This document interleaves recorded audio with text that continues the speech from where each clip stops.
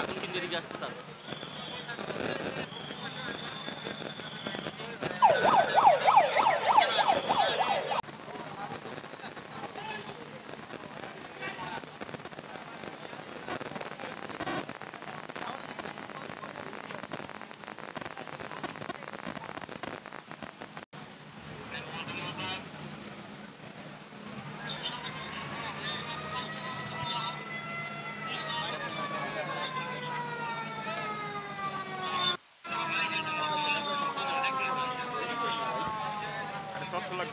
আপনি ওই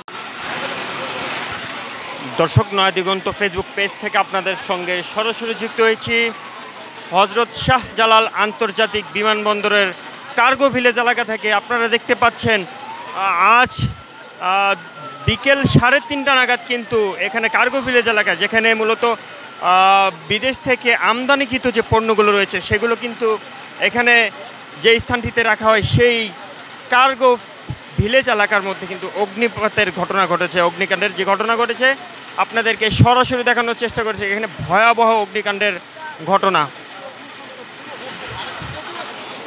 ফায়ার সার্ভিসের মোট 32টি ইউনিট এখন পর্যন্ত সর্বশেষ